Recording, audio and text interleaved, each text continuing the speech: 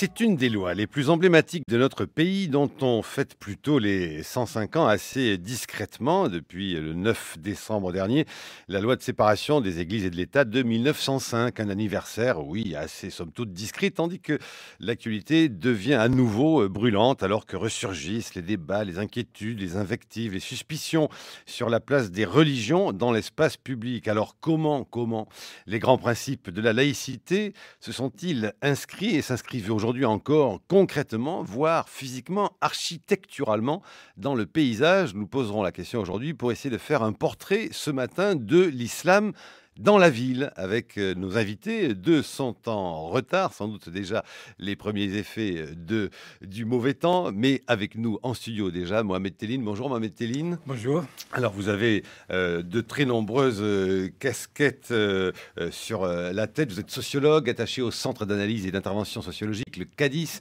et rattaché, associé à l'École des hautes études en sciences sociales et diplômé du Centre de recherche et d'analyse en géopolitique, l'Institut français de géopolitique. Vous êtes l'auteur de L'Islam et les musulmans en France, une histoire de la mosquée, une histoire de mosquée publiée chez l'Harmattan en 2010. Peut-être la toute première question très simple, on voudrait essayer avec vous de comprendre un peu quelle a été cette histoire-là, justement, entre autres de la mosquée sur le territoire français. Mais d'abord, combien y a-t-il aujourd'hui?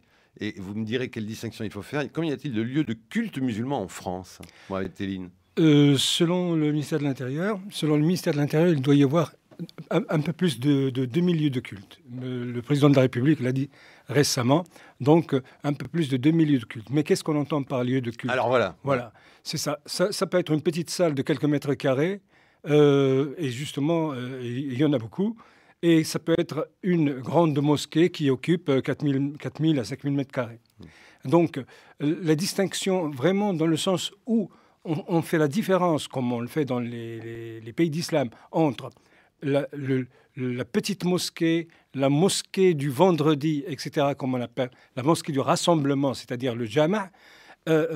Ici en France, ça se compte sur les doigts d'une main, les grandes mosquées. Mais pourquoi est-ce qu'on n'arrive pas à donner, au fond, un chiffre exact du nombre de lieux de culte musulmans en France? On doit pouvoir arriver à compter, je pense, toutes les églises, les chapelles. Le nombre exact, le nombre des lieux de culte exact, on ne peut pas vraiment l'avoir, sauf si, bien entendu, le CFCM soit reconnu par tout le monde et donc on lui transmet les informations. Le CFCM, comment ça s'appelle? Le Conseil français du culte musulman. Le Conseil français, voilà, du culte musulman. Je ne suis pas sûr du Conseil, mais du français du culte musulman, oui. Voilà. Oui. Et donc, le CFCM, s'il est reconnu par pratiquement l'ensemble de la communauté, effectivement, il peut recevoir sur le territoire français pratiquement toutes les données. Mais il y a bien entendu des petites mosquées qui ne s'y reconnaissent pas. Et par conséquent, quand je dis des petites mosquées, ce sont des petits lieux, des petites salles de prière. Et donc, ce n'est pas vraiment comptabilisable. À moins que, bien entendu, on recoupe avec les chiffres du ministère de l'Intérieur. Est-ce que vous pensez, et par exemple dans le débat aujourd'hui, est-ce qu'on confond, faut-il distinguer mosquée et salle de prière, Mohamed Telline? Oui, alors là, la question se pose sur le plan purement architectural. C'est-à-dire si on considère mosquée lorsque il y a un bâtiment architecturalement reconnu. Avec le minaret, le fameux minaret. Voilà, avec minaret, mais il peut y avoir un symbole. Vous savez, les minarets ne sont pas partout les mêmes, ils n'ont pas la même architecture. Mais bon, et le minaret lui-même est une copie de l'église byzantine, si vous voulez. Donc, l'époque du prophète, il n'y avait pas de minaret, c'était pas une nécessité non plus. Par contre, les petites salles de prière, on les appelle lieux de culte. On écrit masjid, c'est-à-dire lieu de prosternation, parce que c'est un lieu où on se prosterne, c'est un lieu d'adoration. Et il est effectivement très difficile de reproduire en France la même terminologie qui existe dans les pays d'islam. Alors vous avez écrit justement une histoire de mosquée. Quand fut construite la première mosquée en France? Alors bon, là c'est une question plutôt d'archéologie. la première mosquée en France, probablement dès le 8e siècle, parce que la Narbonnaise, le Languedoc-Roussillon était une province rattachée à l'Andalousie. Donc depuis 719 en fait. Par conséquent, certainement, il y avait des mosquées et des lieux de culte. On n'a pas les vestiges de ces lieux de culte de l'époque. Par contre, en 1952, Jean Lacam a fait des fouilles dans ce qu'on appelle aujourd'hui la cour de la Madeleine à Narbonne. C'est au pied de l'église Saint-Just. Et il a avancé une hypothèse comme quoi il y avait là une mosquée dans l'église Saint-Rustique. Et les vestiges qu'il a trouvés, il les a interprétés comme étant de mosquées. Mais M. Albert Grenier, qui était donc le chef de la commission archéologique, a trouvé que M. Lacan a plutôt beaucoup d'imagination. Et par conséquent, le dossier a été clos et les excavations ont été comblées. C'est en 1956. Alors, oui, allez-y, continuez. Par contre, il y a encore une autre mosquée, mais elle n'a jamais servi apparemment pour le culte. C'est dans un lieu, on l'appelle le lieu dit le Mahomet, c'est au nord de Buzancy, à quelques kilomètres de Buzancy. Et on trouve encore la gravure de cette mosquée dans le guide pittoresque du voyageur en France, publié en 1834, et qui a servi par la suite comme école et salle communale. Mais elle a été détruite, je pense, vers 1948 à peu près. Dans l'introduction à votre ouvrage « Islam et musulmans en France, une histoire de mosquée », vous écrivez « Il nous est apparu, in fine, que considérée à différentes échelles du temps, la mosquée semble, plus que tout autre symbole islamique, jouer le rôle d'un indicateur relationnel qui nous informe sur la qualité des relations de la France avec l'islam et sur le degré de tolérance à l'altérité. » On voit bien que dans cette phrase hautement pesée et mesurée se jouent des considérations assez importantes et qui correspondent à l'ère du temps que nous vivons. Mais par exemple, moi j'ai envie de vous poser comme question à rebrousse-poil de ce que nous vivons aujourd'hui dans le débat public. Et bien sûr, nous aurons le temps de revenir sur le débat actuel. Est-ce que justement, à un certain moment, la question de la mosquée et des relations de la France avec l'islam ont été marquées réellement par une sorte d'esprit de tolérance et d'altérité dans l'histoire de France. Alors, ne me remontez pas nécessairement au Moyen-Âge, mais je parlerai à partir du 19e, par exemple, du 19e siècle à nos jours. Mais déjà, alors, justement, oui, tout à fait. Dès 1854, la première mosquée en Europe de l'Ouest, en dehors des mosquées médiévales d'Espagne et d'Italie, c'était une mosquée qui a été construite à Paris, au Père-Lachaise. Construite à l'époque de Abdelmajid Ier, qui était l'allié de la France dans la guerre du Crimée en 1854. Et donc, elle a été inaugurée en grande pompe. Il y avait donc un cimetière énorme de plus de 4000 mètres carrés.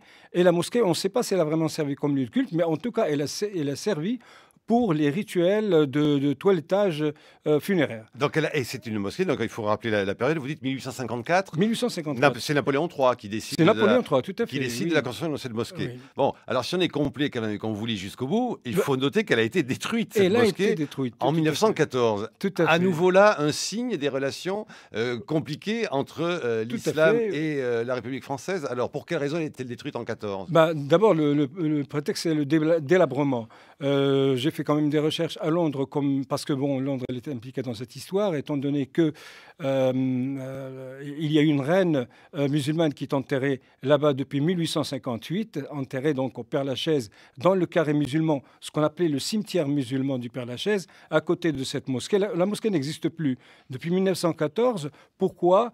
Parce que la Turquie est devenue finalement l'allié contre la France. Donc, nous sommes en 1914, il est l'allié de l'Allemagne, et par conséquent, je ne pense pas que le dossier de la mosquée aurait pu, par exemple, prendre un essor comme au début pendant la guerre de Crimée. Mais en 1896, encore une fois, 1896, il y avait donc une démarche concrète pour la construction d'une grande mosquée à Paris. Et c'était le comité de la mosquée donc, qui a entamé cette démarche et qui voulait justement une grande mosquée pour les musulmans qui n'étaient pas en France, bien entendu. Ils sont très souvent de passage. Mais Paris, comme Rome, elle représente aussi les divinités de ces colonies.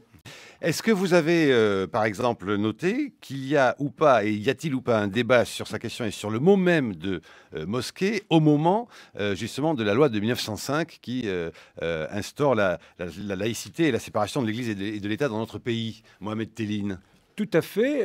La question de la mosquée a soulevé des tollés, mais alors pratiquement pendant toute la première moitié du XXe siècle, jusqu'à la construction de la mosquée de Paris. Et elle a soulevé un tollé dès 1896. Très souvent, c'était la presse, en particulier la presse catholique, et avec, bien entendu, la loi de séparation. Vous imaginez, la loi de séparation, elle est là.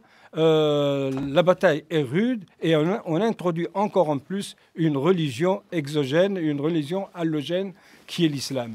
Alors, nos invités arrivent, je saisis à nos auditeurs s'ils entendent un peu de bruit ça et là. Nos invités arrivent les uns après les autres. Olivier Bobineau est avec nous, Mohamed Collin également. Olivier Bobineau, même question. Quid de la notion, du terme même de mosquée au moment où on établit, on écrit et on va voter cette loi de la séparation de l'Église et de l'État dont on fête les 105 ans. C'était le 9 décembre 1905.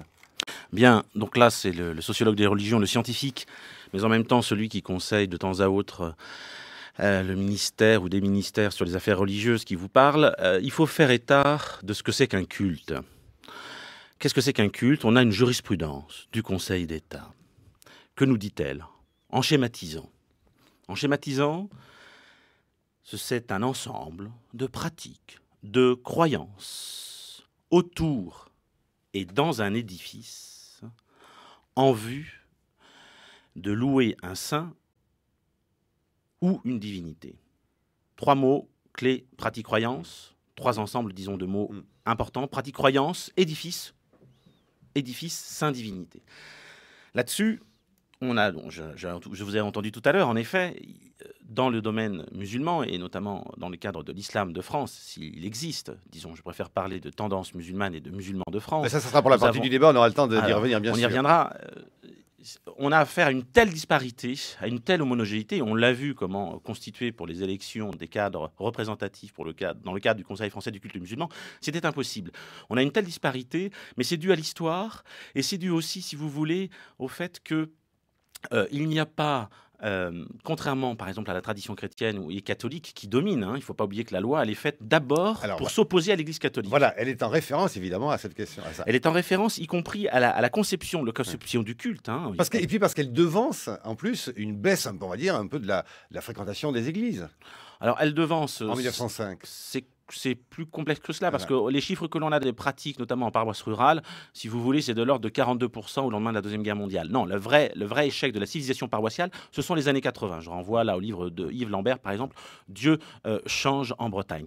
Non, derrière, l'idée, c'est quoi? C'est comment on peut aider les musulmans à pratiquer librement leur culte et en liberté de conscience. Donc ça, c'est l'article 1 de la loi de 1905, étant donné, la diversité des modalités des prières, la diversité des musulmans de ce pays, mais aussi la nécessité, pour des raisons d'ordre public, d'éviter, et c'est ce qu'on voit, et moi c'est ce que j'entends dans les enquêtes que je fais, en banlieue, mais aussi à Paris intramuros, d'éviter qu'à un moment donné, et ça ne sert pas la liberté de conscience, et ça ne sert pas les musulmans de ce pays, d'éviter qu'on ait affaire à des rues bloquées.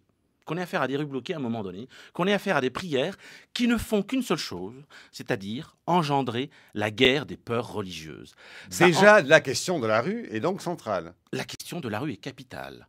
La question de la rue, on pourrait y revenir tout à l'heure sur ce que c'est que la rue. C'est même le sujet de l'émission, mais c'est pour ça que vous attendez à 7h40 quand même, je vous signale, Olivier Bobineau. Eh oui, mais je sais bien, mais le problème c'est que, cher monsieur, j'habite en banlieue, et si vous voulez que la banlieue c'est difficile, c'est-à-dire que c'est y compris un vrai problème social. C'est-à-dire comment on fait pour que les Parisiens intramuros et les intellos de ce pays et les responsables politiques puissent comprendre ce qui se passe réellement sur le terrain. Et je suis là pour ça. Et vous savez que vous me donnez justement une transition parfaite, que nous ferons le chemin inverse demain, et sans doute ne le ferons pas assez, puisque nous ferons l'émission en direct de Saint-Denis.